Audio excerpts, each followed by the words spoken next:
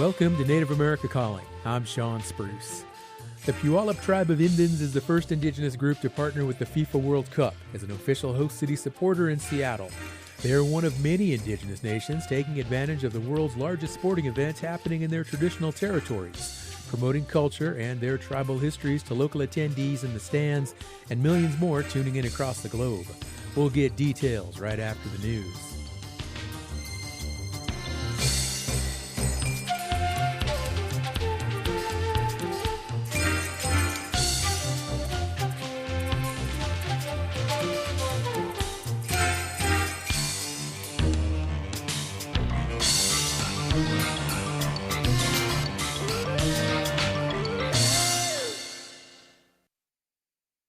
This is National Native News.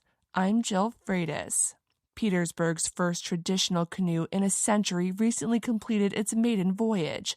A small group of pullers paddled more than 100 miles through southeast Alaska, following the tradition known as Journey before arriving in Juneau for celebration. KFSK's Olivia Rose spoke with some of the Petersburg's pullers about the experience. Over 200 people, many wearing regalia, are gathered on a sunny afternoon at Auk Recreation Area. 10 canoes are floating near the shore, each taking turns for traditional protocols before landing on the beach. Among them is Petersburg's killer whale canoe, or Keet Yalk in Tlingit. Brandon Ware is the skipper. He shouts an introduction from the water. Good excuse for having us. We're so grateful to be here. The 39-foot fiberglass Tlingit-style canoe is Petersburg's first in a century or so. After introductions, permission is given and all the canoes land on the beach. Dozens of pullers from communities throughout and beyond the region are welcomed ashore. There's singing, dancing, drumming. Friends, family, and loved ones find each other in the crowd.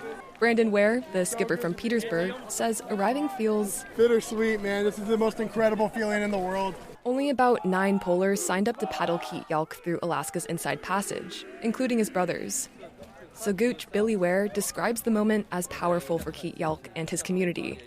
He says coming all this way feels surreal.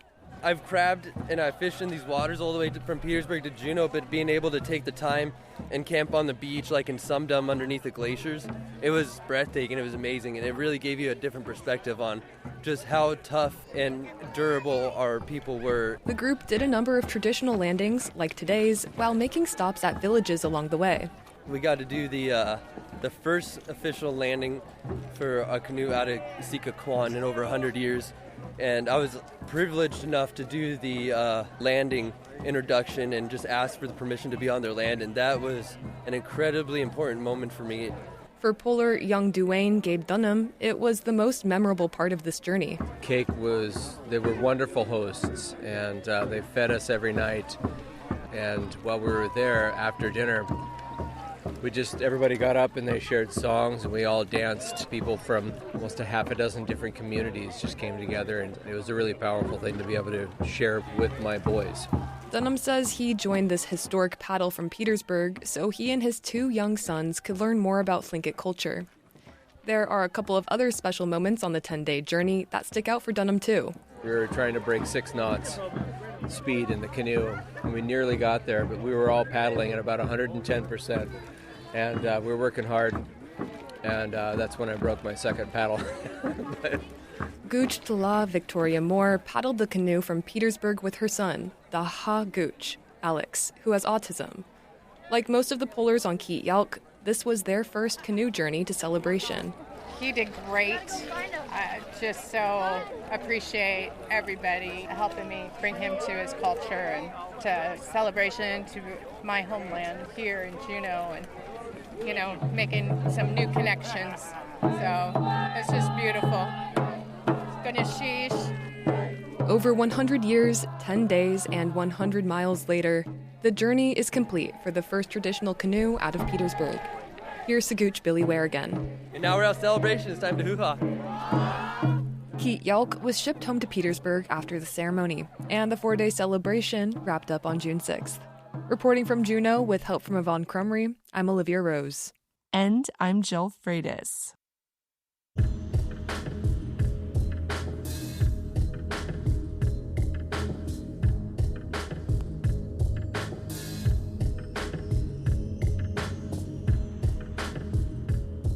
National Native News is produced by Kawanak Broadcast Corporation with funding by the Corporation for Public Broadcasting.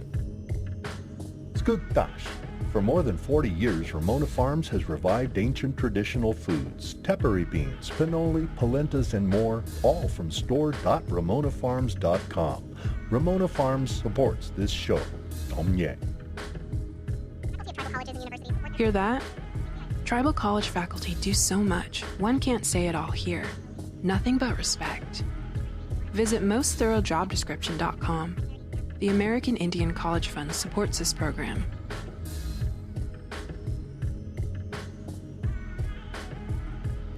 Native Voice One, the Native American Radio Network.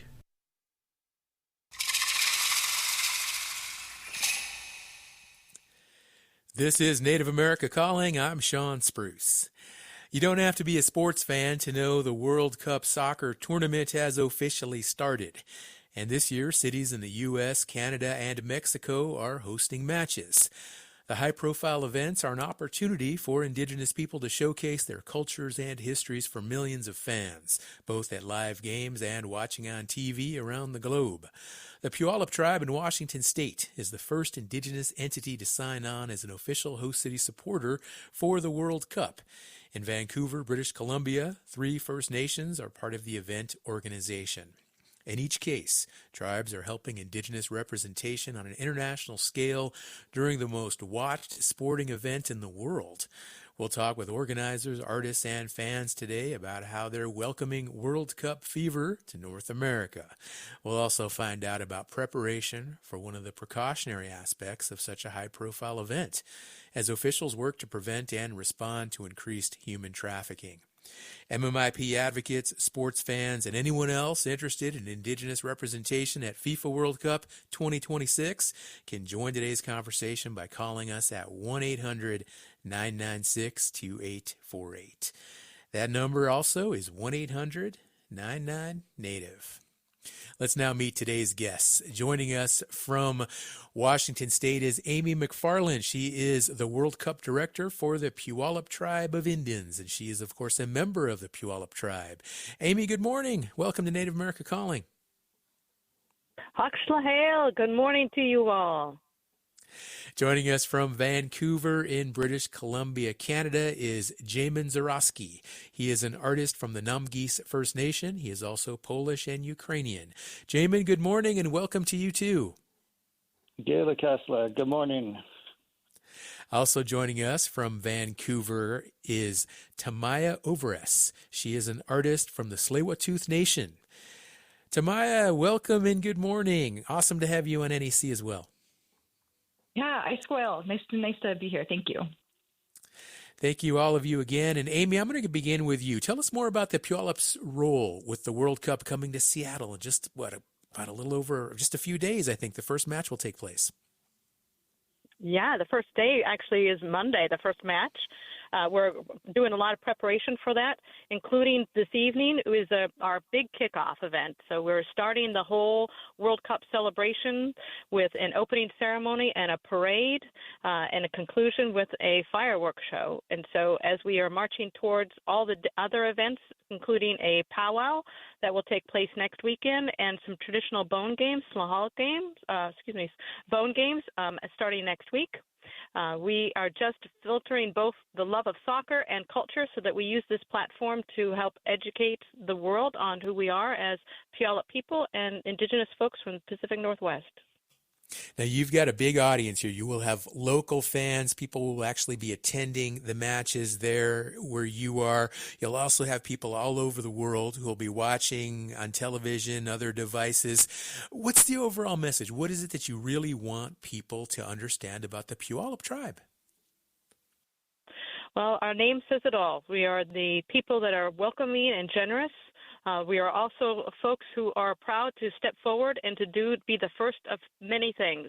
We were the first in the nation to build and construct a K-12 tribal school, the first to have a clinic, first clinic to have residents in it. And so it made sense for us to be the first to help sponsor such a global event and bring awareness not only to our language, our culture, our history, the economic development component of things, but also the topic that you discussed just a little bit ago, the seriousness and awareness for not only creating a space for being aware of what happens with MMIWP, with human trafficking, but also what is it that we're going to do to be preventative. So we're using this platform to educate, and invite the world to come be a part of what is our traditions. Amy, you lead a team that's dedicated to presenting the story as you describe it to audiences across the globe. What kind of work went into planning for this and organizing? And I know you have a lot of tribal members who have been involved in this. When did it all start? And I mean, just give us an overview of just the amount of work that's taken place so far. It started 2.5 years ago. Okay. And that has been one of the pillars of our work is around legacy. And so as we started to prepare, we realized the importance of not only doing the work of preparation, but creating those legacy projects that will be forever into the future for our youth. And some examples of that include early starts to regalia and teaching traditional weaving techniques and teaching traditional carving, so that as we are presenting the gifts to the worlds and the dignitaries that come to our homelands, that we're also presenting those gifts to our children that they can then use and move forward for their children. And the same with language. When we do the opening ceremony this evening, it will be completely led by our children, our youth, and speaking in the language to do those welcoming with songs and dances. And so preparation has been in every corner of the reservation to where we do some of our traditional hunting and preparing some of the foods. So it's 2.5 years of love, labor of an entire community to prepare for the world to come to this stage. Amy, Seattle is a big sports town. You've got the reigning Super Bowl champions up there, the Seahawks. The Mariners in Major League Baseball are a huge draw. You have an NHL team there now as well. What is it about soccer, though, in the World Cup that has motivated the tribe to become involved this closely? That's an excellent question. You know, with all things that we do as Native people, relationships are at the heart of it. And as we build those relationships, they continue to deepen over time. We've had a relationship with the Sounders, the soccer team here, for a number of years. And that relationship went far and deep with the CFO there, who is now the CEO of the local organizing committee, and our chairman, Bill Stayrode. And they were chatting at one of the matches about, the potential of applying to become the city for sponsorship. And the chairman asked the CEO at the time if he would please be the first person he called if Seattle was chosen. And Peter Tomazawa came through with that promise, and he was the first. Our chairman was the first one to receive the call from Qatar. So the time difference didn't make a difference. He still called, and he said, "Guess who's coming to Seattle?" And that just set things in motion, and realizing very quickly the importance that we have not only in supporting this concept of unity, because sports bring us all together as a community from all different backgrounds, that this is also an opportunity for us to take the responsibility to share who we are as Puyallup people with this global event. And Amy, what is it specifically that you're most hopeful for with regard to this partnership, this sponsorship, I should say? I mean, let's say these events only happen every 4 years, right? So the next World Cup, when people reflect on this sponsorship with the Puyallup tribe, what do you think they're going to remember most? They'll remember Yahau, which means let's proceed, let's go. That is sprinkled throughout everything that you can see. They will also remember the kindness and the community building that we have done in developing partnerships. An example of which, we have our parade this evening, and our focus of the parade is unity and all together, all welcome. And that's truly going to be reflected. One of our entries alone has 500 representatives in it. And of those 500, 200 of them represent the country of Cambodia. And so we are not just having Indigenous we are inviting the Indigenous folks from other countries to join together in this celebration. And so one thing that we could see that's in common regardless of background and where folks land on the globe is the use of drums. And so those use of drums will be prominent here in the parade. So I think folks will remember us for bringing the community together, being united through this shared love of sport and culture. Amy, that phrase you just shared, yahau, that means let's go in your language. Is that correct? Yes. Let's proceed. Let's go. Okay, that's so similar. One of the Pueblo tribes, the northern Pueblos, they speak a language called Tewa in New Mexico.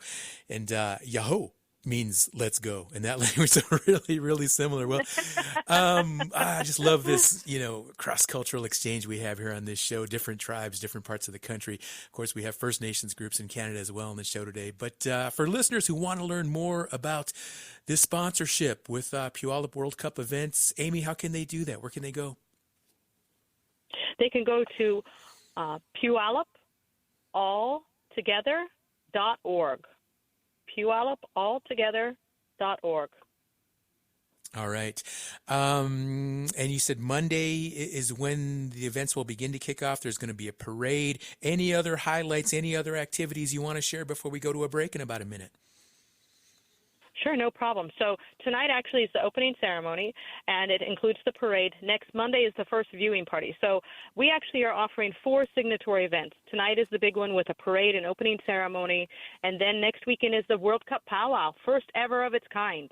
And we're excited to be hosting that here. We will be offering a coastal protocol, again, to help folks understand that are watching that the Pacific Northwest people are not about teepees and buffaloes, which is an unfortunate stereotype. We are much more than that, and so they will have the opportunity to learn more about coastal protocol here on the 18th. And then the following weekend, we are inviting the community to come and participate in stick games, bone games, and learning some of those traditions. And so on top of the 6 matches that we'll be hosting with big viewing parties, screens, and vendors of all sorts, we currently have 30 food vendors and 126 retail vendors. And so I would just say if you are not too far, you want to come across from Idaho, Oregon, California, Canada, come join us in the fun. Amy McFarland is the World Cup Director for the Puyallup Tribe of Indians in Washington State, and she's getting us started here today on Native America Calling. We're talking about some of this World Cup fever that not only is taking the world by storm right now, but of course Indigenous representation is very much happening this year with the World Cup being hosted in the United States, Canada, and Mexico. Stay with us. We'll be right back.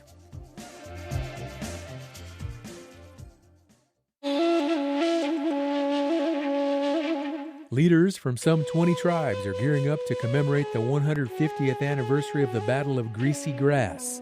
The battle was a decisive historic victory for the combined forces of tribal nations against George Custer and the Army's 7th Cavalry. We'll review the battle's history and get a glimpse of upcoming events on the next Native America Calling.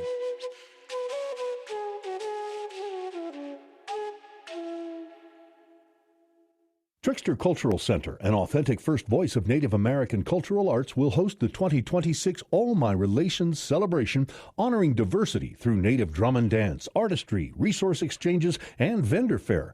Trickster Cultural Center's All My Relations celebration is open to everyone at no charge June 20th from 2 to 6 p.m. in Schaumburg, Illinois. More under events at tricksterculturalcenter.org or at 847-301-2090. Trickster Cultural Center supports this show. Thank you for listening to Native America Calling. I'm Sean Spruce, and we are talking about Indigenous representation at the World Cup soccer competitions in the U.S. and Canada. Listeners, please join the conversation. You can call us at 1-800-996-2848 or just 1-800-99-NATIVE. Jamin Zarowski joins us now. He is an artist from the Namgis First Nation. He's in British Columbia, Canada, Vancouver to be more specific. And Jamin, you created the artwork for the official Vancouver World Cup poster. Tell us about this poster and what you want it to reflect. Yeah, thanks. I feel so grateful to just be a part of this journey. The FIFA Vancouver committee had put out this contest. I mean, all host cities, the 16 host cities, had for the first time FIFA putting out this contest. So just being a part of something that was first is super special. But the design I submitted, I spent 2 straight weeks putting everything aside. I was in full-time school and just really dialed in, and I felt really comfortable submitting what I did. Come from a soccer family background and play soccer still, and I was connected mostly to the nature, to the orca. I really wanted to highlight the orca as a focal point. Being from the West Coast, it is a spectacle for anyone to see an orca, especially in the ocean. I've been fortunate enough to see them naturally in the ocean, just walking on the side of the land, just seeing them in the distance. And I parallel that with the players. So people go pay to go whale watching, or just see them on the ocean front, and it is a spectacle, right? So and thinking of, and also the design has a few other elements of orcas traveling as a pod, and I think of the players traveling as a team, and we don't see them in training, but we get to see them at these world stages, and there's also other elements of the soccer ball that I have on the poster, and then also the landscape to highlight the stewards of the land and the Coast Salish peoples. So, it was such an honor to be a part of this. I'm looking at your website right now, jaymanzarowski.com, and you have a picture of you and some others standing in front of a big blown-up version of the poster. Absolutely beautiful as you describe it, the soccer ball in the background, the orca. And you've chosen some interesting colors here. There's kind of a dark green, kind of a pale blue, and kind of like a burnt, kind of a brownish orange. It all works. It's really pretty. But tell me a little bit more about those colors you chose. Yeah, honestly, the FIFA Vancouver committee had these brand colors already, and they had shared them and told folks that are wanting to submit designs that these were their colors that they were going to be putting on their promotional materials moving forward, and signs everywhere across the city. And I was thinking, these colors actually really tie in well with our Earth's landscape, and it would be so complementary to continue to use them. And they were totally okay with that, and pretty much encouraged it because of the connectivity. But yeah, just to really bring us back to Earth, to land, and feel gratitude that this isn't just a tournament. This is all of us. This is all the species and all the energy together. We're here celebrating. Now, aside from your artwork, what's the buzz? What's the feeling right now in Vancouver with the tournament there? I mean, what's the energy? Are people excited? Are moving around? What are you feeling? Yeah, for sure. Lots of energy. I was actually at the PNE Vancouver Fan Fest yesterday. One of my buddies was performing. He's a DJ, so I got to hang with him on the backstage and just kind of watch him in the crowd. So they actually hosted live with some of their two big screens of the Mexico game. So my buddy performed right after the game, and everyone just stuck around and wanted to jump around and just be super excited. But I mean, there's so much to do there. There's so many activations, and again, I really feel like it's an inclusive event where people can gather, celebrate, and really unite in a meaningful way. Well, Jayman, you shared earlier that you are also a soccer fan, and I know you're planning on going to some games. Who are your favorite teams, some players you're watching for? What are you most excited about from the actual tournament itself? Yeah, I am taking my nephew to Canada-Switzerland game, so that should be super exciting. of course, I'd love to see them advance. You know, I have a jersey I'm going to wear proudly and so on like this. But you know, there's a few players that will be playing. That'll probably be their last World Cup, like Messi, Ronaldo, Neymar, just to mention a few. But I mean, every player, in my opinion, that's going to be playing on these pitches are filled with you know, magic that people will just be awestruck for. You know what I mean? So I watched the Korea game yesterday too, and you know, just the nail biterness of it all. Like, you know, they were down 1-0 and they tied it up and then they got one ahead. You know, it was just like, oh my goodness, it was like so thrilling to watch, and just the fans are just really excited. So I'm also looking forward to sharing that space with everyone. Jamin, I've always been intrigued why soccer isn't a bigger draw for spectators here in the United States like it is in other parts of the world. Do you think having the World Cup here this year might change that? I mean, U.S. is hosting the most games. So I think if there's going to be any impact, you know, now is going to be the trajectory that it you know, builds off of. I mean, even what Beckham is doing in Miami is, like, you know, in my opinion, taking it to the next level. Do you know what I mean? So there's superstars that, you know, used to play in Europe, but are now in the U.S. and North America and traveling around North America. So I think this is the start of something that's going to transfer into something that's going to continuously grow. Jamin Zarowski, artist from the Namgis First Nation, created the artwork for the official Vancouver World Cup poster. Listeners can join us, 1-800-996-2848. Are you going to be watching the World Cup? If so, are you paying close attention to the Indigenous representation that we're talking about today here on Native America Calling? Let us know what excites you about that aspect of the tournament. Again, the number 1-800-996-2848. Let's talk to another artist who is involved here, Tamaya Overess, who joins us also from Vancouver. And Tamaya, you and your father, Chris Overess, you designed a soccer jersey in conjunction with the games. What's the story there?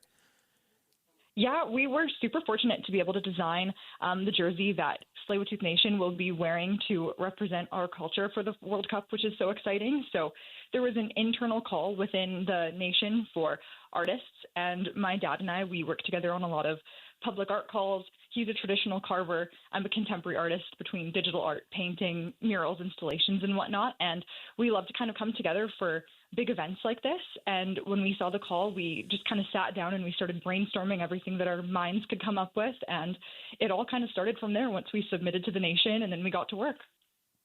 Well, I'm looking at a picture online of you and your father wearing those jerseys. But again, since we're radio, give our listeners a visual of the colors and the designs here. Yes, absolutely. So Tsleil-Waututh Nation, they chose the color palette. So they wanted red, white, and black, so some of the traditional colors that they wanted to use. The sleeves of the jersey are the design that Chris and I were working really hard on that have some traditional Coast Salish shapes. The shapes on the sleeves were part of a larger design that we made that had salmon in the center, and they were entwined in a circle of water and wind that had all of the shapes. So we drew some inspiration from one of my dad's traditional carvings and the salmon from one of my contemporary paintings that I had done, and we kind of merged those two together for the sleeve design to have some good motion and to be able to kind of curve where the shoulders are. And then on the front, it says Tsleil-Waututh in our traditional language, and there's another beautiful logo by an artist named Zach George from our band as well, who has a logo on the front of it, and I think our nation did a really good job of being able to include multiple artists on all of the art projects for the project. Tamaya, we talked earlier with Amy McFarland at the Puyallup tribe, and we learned a little bit about what they're hoping to accomplish and the representation that they're seeking. What about Tsleil-Waututh Nation? How do you think this jersey is going to help expose and increase the representation for your people? Yeah, that's a fantastic question. I'm so fortunate that, like, for the host cities, that FIFA is doing such an amazing job, I think, overall at including us and being able to give artists a platform to be able to share our work and also to share our culture. So for my dad and I, one thing that we talked about was that our nation will be wearing that at a lot of the events and the opening ceremonies, and it'll be a chance for people who might not be too familiar with our work or our culture to be able to see some of the work that we've done. And I think that starting any conversation from people who aren't too familiar with our cultures or our work is an amazing starting point for people to be able to continue researching artists and continue researching our cultures. So it's really such an honor to be able to have our work shown at such a scale. And FIFA also asked us to create gifts for the VVIP guests. So we've been fortunate enough to work on 2 projects with them, which is just mind-blowing, and we're so grateful. And it's just been amazing to be able to really work with my dad and have that intergenerational knowledge transfer between all of the projects, and to be able to share that at scale, just it means so much. And speaking of your father, he's actually a big soccer player. He grew up playing the sport, as I understand it. Yes, my dad is the biggest soccer player, soccer fan. So you would assume correctly that he is so excited for FIFA. We were at the P&E Fan Fest yesterday too, because Tsleil-Waututh, we have there's so much of our culture. We have a big longhouse that's at the Fan Fest that's down there as well. The energy is just unmatched, and my dad and we've always watched soccer growing up. I might not be too athletic to actually play soccer myself, as I'm sure some of the listeners would also relate with, but I love watching it, and I watched my brother playing soccer growing up as well. But my dad was the big soccer player of the family, so we'll be watching and cheering for whoever my dad is wanting to support. But we're hoping that Team Canada can get some wins in here too. Sure, right. Now, are you planning on attending any games in person? My dad actually has tickets with, I think, one of his cousins to go to one. I'm going through some medical stuff, so I'm actually not allowed to be in too much of large crowds over the summer. So unfortunately, I won't be able to, but I will be tuning in and watching on TV for sure. All right. Tamaya, really exciting stuff here. And you've got a website, tamayaoveres.com. What are some other ways that our listeners can go and just connect with you, see the jerseys, and you've got a lot of other really great artwork too, looking at your website. But what's the best way to follow you? Yeah, you can check out my website, tamayaoveres.com, or on Instagram, I have Salish Siren Studio, and then we post all of our work, and my dad and I will post collaboratively sometimes on there, so you'll be able to see some of his traditional carvings and some of my other work and installations on Instagram. All right, salishsiren.com. I like that, Tamaya. That's a cool name there. Good luck to you going forward, and thanks for taking the time to join us today here on the show. Yeah, thank you so much for having us and letting artists talk about our work. It's so exciting. Absolutely. 1-800-99-NATIVE, the number to join our conversation today on Native America Calling. We're talking about the FIFA World Cup. It is happening here in the United States, in cities like Seattle, Washington, also in Canada, also in Mexico. Are you going to be watching the games? Have you already started watching? Which teams are you following? What are you most excited about this Indigenous representation we're talking about today? You can join this conversation. Let us know. 1-800-99-NATIVE. You can also check us out on social media, Facebook, Instagram, Blue Sky, and Threads. We're going to pivot here now and talk about another aspect of the World Cup with regard to human trafficking. And to do that, we are joined by 2 guests, both in Seattle, Washington. First, we have Chelsea Hendrickson. She is a survivor leader, and she is Chupik, and also a citizen of the Northern Arapaho Nation. Chelsea, good morning. Welcome to Native America Calling. Good morning. Also joining us is Abigail Echohawk. She is the Executive Vice President of the Seattle Indian Health Board and Director of Urban Indian Health Institute, and she is Pawnee. Abigail, you've been on the show before. Welcome back. Thanks for having me. Absolutely. Well, Abigail, tell us, what are the preparations ahead of an event like this? And again, we're going to pivot here and talk about a very, very serious issue that we need to discuss, human trafficking and the possibility of it occurring with regard to the World Cup. Yeah, the Seattle Indian Health Board, alongside numerous folks across Washington, have been gathering for over a year in work groups to address the potential for increased human trafficking. But I want to point out that in the city of Seattle, right now, and in King County, we have already been experiencing for quite some time significant human trafficking, and that is inclusive of American Indian, Alaska Native people. And it's people of all genders. It's just not held to women. It's just not held to girls. It includes boys, our two-spirited people. Human trafficking has been going on, and we have been actively working to do what we can to prepare for potential increases, but also preparing our communities for treatment of those, rescuing of individuals, and bringing them back into our culture and community to where they feel safe and moving forward in recovery from human trafficking. So we've been working, but we are still very, very concerned about the potential impact as we move forward into these games. Abigail, what are the risks here? What do our listeners need to understand about how human trafficking can be exacerbated by an event like a big soccer tournament like this? Yeah, when we have these large sporting events, we have numerous people coming in this instance, from different countries. They're coming without their families. Very often, we have folks who believe that they have more anonymity and ability to, reach out and be soliciting, whether it be sex. We also know that there is an increase in labor trafficking. So when we have large events like this, more infrastructure is happening and more individuals are impacted by labor trafficking. For Native people, there is increased vulnerability with the reservations that are very close to the city of Seattle, many of whom who are actively bringing in people and transporting them back and forth to the games. We have significant human trafficking of Native people for sex within our tribal casinos. We have been actively working with the casinos. We know that they have been preparing for this. And we also know that these traffickers they look at the vulnerabilities within our communities for some of our young people who may not have good family structures and people who are, loved ones that are being able to watch them closely. We have individuals who are impacted by substance misuse. And so they look for those vulnerabilities, which is why, as a result of having those increased vulnerabilities, as a result of the ongoing colonialism, the racism our people experience, the lack of resources, the lack of fulfillment of treaty rights, for us to be able to give them the resources they need, we have to give them more resources. Abigail Echohawk, Executive Vice President of Seattle Indian Health Board, also Director of the Urban Indian Health Institute, talking today about the risk of human trafficking at the World Cup. Stay with us. We'll talk with Abigail more and also our other guest, Chelsea Hendrickson, on the other side of this break.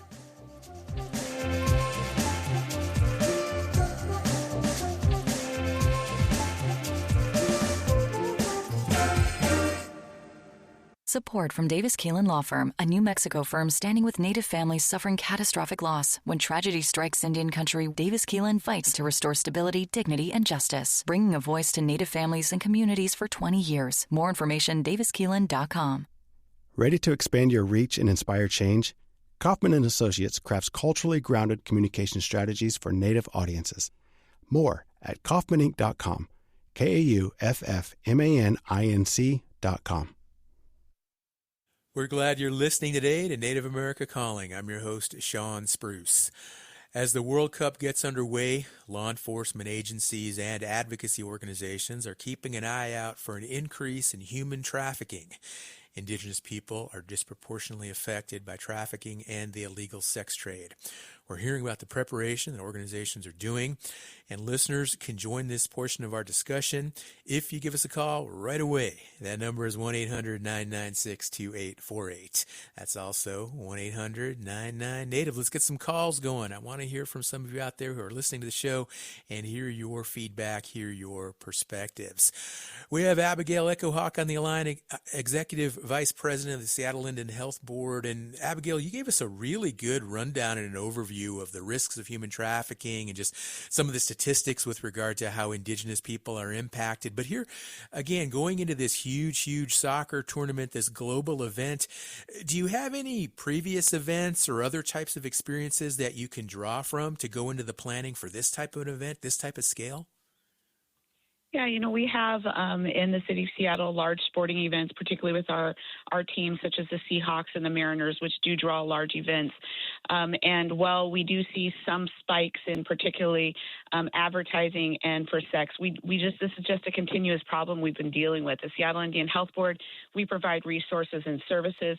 Despite all of the planning that we have done with the city, it has not been enough. We have not seen enough investment by FIFA in order for us to be able to appropriately prepare. So we're getting ready to ensure that people get the resources that they need, but it comes at an extreme cost to our communities. Not only the cost of our loved ones who are harmed by human trafficking, but the monetary cost of our organizations who have to prepare for this spike in increase in trafficking with little resources. So it really, FIFA should have done more. We've done the best that we can, but people are going to suffer as a result of this event and others like this as they come through large cities and take advantage of our people. Abigail, you say FIFA should have done more, could have done more. Have you had any consultations, any meetings with anybody at FIFA? What are they saying? What's their thought with regard to the risks that you folks are so concerned about making people aware of? So they were and have been part of some of the planning meetings that happen, and they do have a group that specifically works on this area.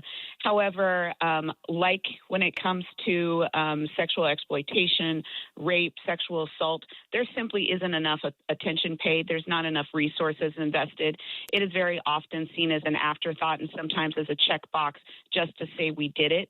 And so while we have those meetings, there has not been enough resources directed, particularly for those who are the most vulnerable and are going to be the most affected. We have not seen an increase in funding. We have not seen an increase in overall resources. And so FIFA is a multi-billion-dollar company. They could have done at the very minimum that. All right, thank you, Abigail. Chelsea Hendrickson is another guest in Seattle. She's a survivor leader. Also, she is Chupik and a citizen of the Northern Arapaho Nation. Chelsea, we heard Abigail talk earlier a little bit about how human trafficking in Seattle was already a problem long before the World Cup came along. But can you talk a little bit more about the long-term issue of human trafficking in Seattle and your work involved in combating that? Yeah, hi. I was born and raised in Seattle, so even though I wasn't sex trafficked in Seattle, anybody who's born and raised here knows about Aurora Avenue, knows about how this is a hotbed of sex trafficking, the I-5 corridor between here and Portland. So it's also not a secret, the sex trafficking that's happening in our community. All you got to do is a quick Google search. They literally just had a protest march on Aurora Avenue a couple nights ago, and the issue of sex trafficking is once again bubbling to the surface.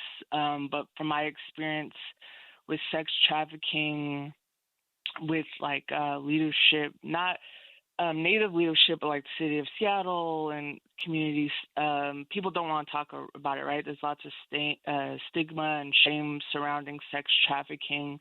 But like I said, the facts are out there. All you got to do is a quick Google search. So when you Google search, Native American women who are being sex trafficked, you'll come up finding that we're only 10% of the U.S. population, but we're 40% of the sex trafficking survivors or victims, right? And then if you want to talk about King County, the Seattle area, we're roughly 0.9%, 2% of the King County population, but we're 10% of people receiving services for commercial sexual exploitation in King County. So we know the disparities are there. We know this is happening. We know it's not a secret. And I'm happy that you guys are talking about it today and that there's organizations and warriors out there like Abigail who are taking the initiative and doing the work in the community to make sure that survivors are supported and our voices are heard. Chelsea, what are your thoughts on the need for more resources available for trafficking prevention and awareness? To be completely honest, once again, if you look at the statistics, I'll talk about King County. We know there's stats out there that say 8% of buyers are white men. So we know that if there is no demand, there will not be a supply. And if 80% of the buyers are white men, and even more, and these white men like to buy children and minors. So to me, it's like there's at the like the crossroads and the intersections of sex trafficking, there's like a cultural thing there. I think white men need to get together and have a conversation, hold each other accountable, and it shouldn't always come on the shoulders of Native women to continuously do this work. So that's just like a small part of it, that cultural societal aspect of it. Historically, Abigail touched on a lot of it too, the colonization. And at 37 years old, I could see I struggled a lot as a survivor. Like, I thought it was my fault. I thought I had a choice when I was 18, 19 years old, when I was targeted and groomed by a pimp. And I was sold on Backpage.com for 3 months between Billings, Montana, and Spokane, Washington. There's a lot of misconceptions because I had a society telling me that it was my fault. I was sold on Backpage, labeled as Native American because people want to buy Native women, right? So it's a societal thing, yeah, I'll leave it there. Chelsea, what led you to share your story and devote so much energy to the work that you do now? If I don't speak up and spread awareness, it's going to be my niece. I have a 17-month-old daughter now, and it gives me that much more urge and drive to speak up about it. There's such shame and stigma attached to being a survivor of sex trafficking. And for anybody who's listening who is currently being trafficked, there is help if you want to get out that life. I suggest calling the National Human Trafficking Hotline, the Strong Hearts Native Helpline. They offer peer support, safety planning, and help connect with local resources. For any survivor who is trying to heal from that experience, there is hope. And there are so many resources out there to help you battle the stigma and shame that comes with being sex trafficked like I was. My healing journey includes all those things: hotlines, rehab, support groups, AA, Red Road. I learned that healing isn't linear, that there's no handbook or protocol for healing from being sex trafficked, but telling my story and spreading awareness helps me. So ha-ho for listening. Thank you, Chelsea.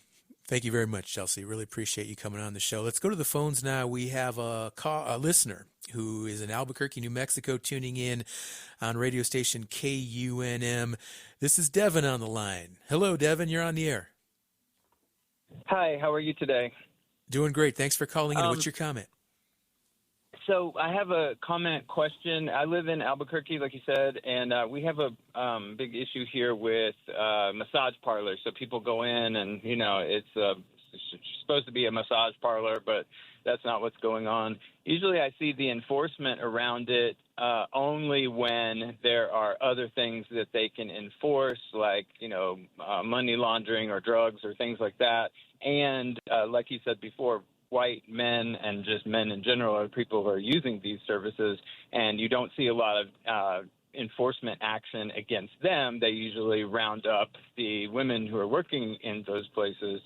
And so my question specifically is around legalization of prostitution. Do you think that would be something that would help? I've looked at legalization schemes in places like Australia before, and there are a lot of advocates for sex workers who say that all it does is just provide a cover or legitimacy for people who are just trafficking women to operate under and avoid scrutiny or avoid law enforcement because they're technically in compliance for some of their operation, but then it just shields the illegal portion of what they're doing.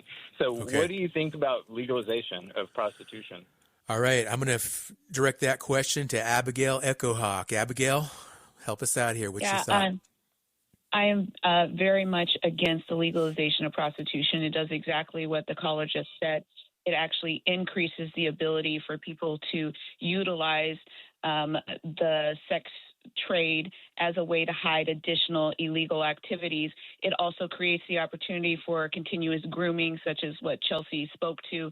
In addition to, we know that while it may do things like the legalization has been shown in some areas to reduce, for example, the incidence of sexually transmitted disease, it does not decrease the incidence of being trafficked through what is seen as and deemed legal prostitution, when in fact these individuals, particularly young women and girls, are being controlled by pimps who take all of their money, their resources, harm them, brand them, kill them. We know that human trafficking is a key component of the missing and murdered Indigenous women and girls, and the legalization of that in the United States would continue to decimate our community. All right. Thank you, Abigail. Chelsea, back to you. I'm thinking about other people who are listening to this show right now, and maybe they suspect trafficking going on in their communities, or maybe they have a loved one who they worry about who could be at risk. What are some tips you can offer, and also some signs that trafficking might be occurring where someone is located? I'm really grateful to live in King County, where there's a plethora of resources available to me to not only help me get out the life, but to help me heal. I was sex trafficked in Wyoming, limited resources across the state, and I understand, I could see how Native women fall through those loopholes. Not only are there loopholes in the laws, but there's just loopholes in general to supporting and uplifting women to stay out the life. And as far as if you think somebody's being sex trafficked, isolation is just like the main key component. Drugs and alcohol, another key component. If you know a young person or any person that's isolated and you think, suspect that they're being sex trafficked, like I said, I would call, those hotlines, reach out to tribal leadership or as much resources as you can. There is help out there. All right. Thank you, Chelsea. Abigail, how about you? And specifically, let's go back to this whole World Cup tournament and maybe people who are attending there, maybe people who are coming in from out of town to visit, Native people. What do they need to know? How should they keep their guards up? Yeah, there's some really great resources that help you identify where somebody might be being human trafficked. So things like where you see younger people, younger women around older men, and where there are attempts where you can tell that there's control. One of the things to watch in restaurants, for example, is a man who follows a young person or a woman to a bathroom and stands outside of the bathroom waiting for them to come out. It's one of the reasons we have the signs in the bathrooms, and there's also safe bathroom stalls in some cities across the United States where an individual can lock themselves in and somebody can't get them out. But you can see that coercive control. We know that there's also opportunities to identify human trafficking victims in medical facilities like the one that I operate. People coming in and being, getting access to different reproductive resources, which we want them to have. But we don't want it to be when we walk into a clinic room and there's an individual there that you can tell is controlling the individual who is asking for these resources. So those are opportunities to ask the right questions if they need assistance, if they need a private room. Really identifying where there are areas of control is one thing to watch. And also, when you can tell that person, and you'll walk into restaurants, bars, and be like, that person looks like they're 15, 16 years old. How'd they get in there? Let a bouncer know. Let security know. It is very likely that they're being trafficked. All right. Abigail, will any of your team be at any of these World Cup events, just kind of keeping an eye out and providing resources and other support as well? We have a facility located very close to the stadium where these are going to be happening, and I will have full teams there.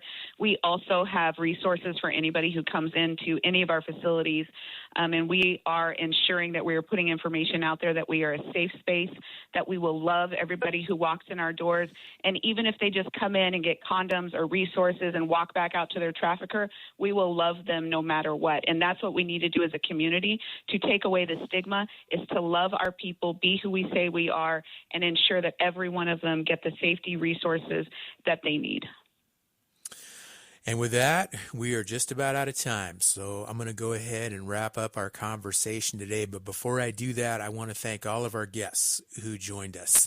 Abigail Echo Hawk, Chelsea Hendrickson, Tamaya Overes, Jamin Zarowski, and also Amy McFarland, all here today to talk about the World Cup, some of the opportunities and also some of the challenges that this big global event offers, and again, representation with regard to Indigenous people. So hope you enjoyed the show, and be sure to tune in again next week for another lineup of riveting conversations about Native topics and issues.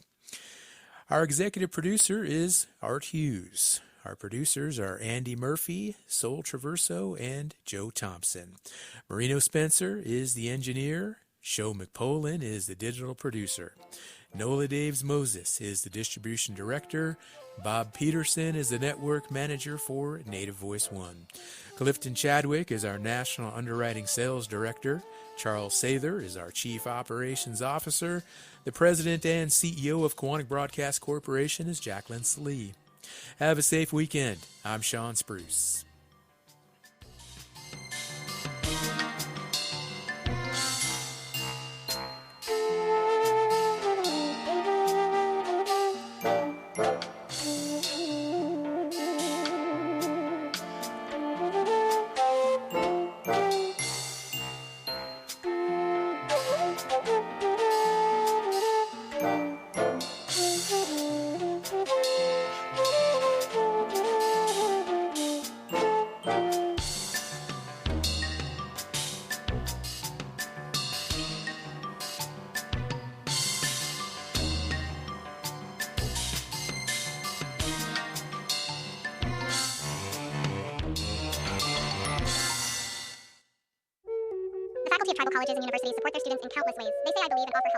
Hear that?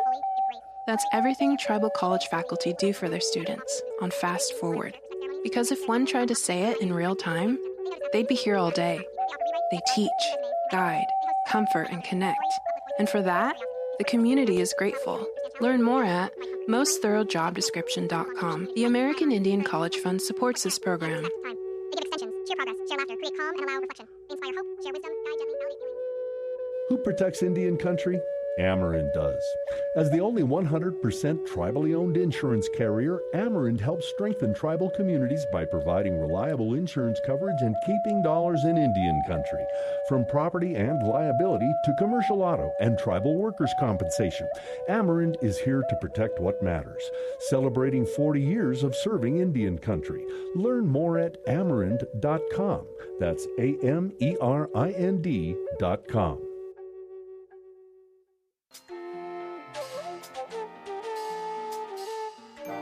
Native America Calling is produced in the Annenberg National Native Voice Studios in Albuquerque, New Mexico by Quantic Broadcast Corporation, a Native nonprofit media organization. Funding is provided by the Corporation for Public Broadcasting with support from the Public Radio Satellite Service. Music is by Brent Michael Davids. Native Voice One, the Native American Radio Network.